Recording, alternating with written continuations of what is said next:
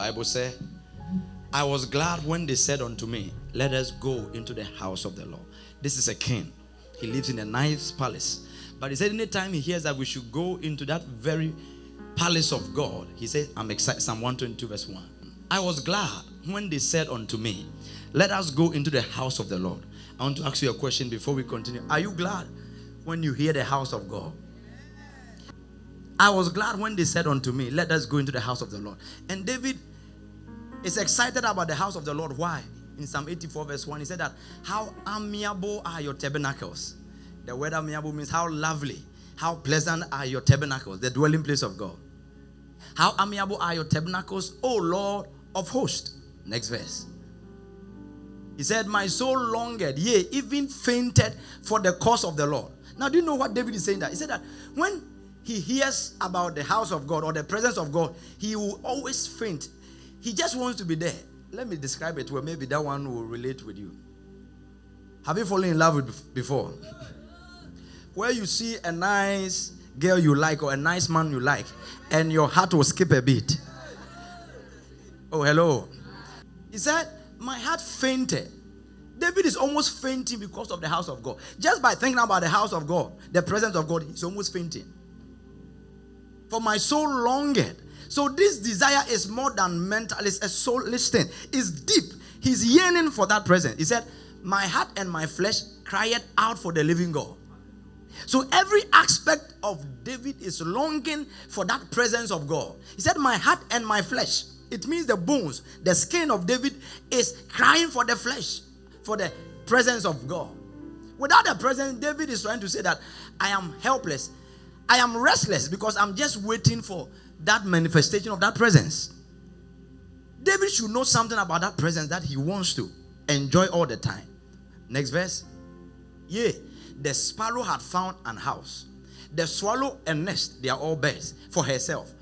Where she may lay her young, even thy altars. O Lord of hosts, my King and my God. Blessed are they that dwell in your house. They will still be praising you. It doesn't matter when or how. Those who dwell in the very presence of God, they will still be praising you. Selah means pause and think. But jump to verse 5 for me. Blessed is the man whose strength is in thee, and whose heart are the ways of them. Now verse 10, look at something. For a day in your courts is better than 1,000. Can I get that in the NIV, please? He said a day in your courts, one day in your courts, is better than 1,000 elsewhere. Now I like the way he did not tell us elsewhere. Elsewhere can mean everywhere. So wherever you can be at any point in time, the presence of Jesus is better than that.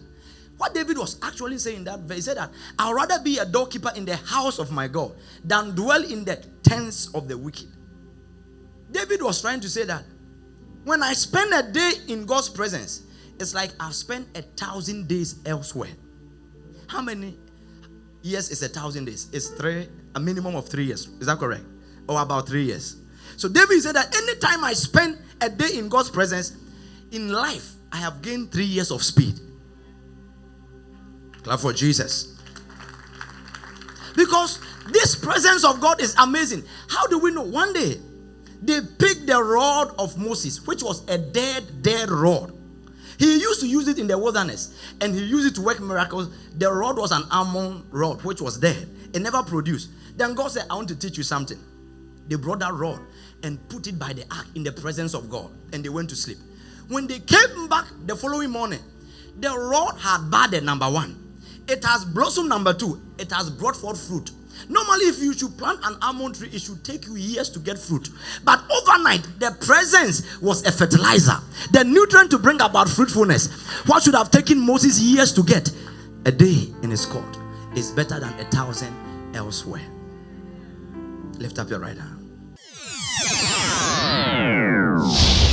Christ Palace International Ministries.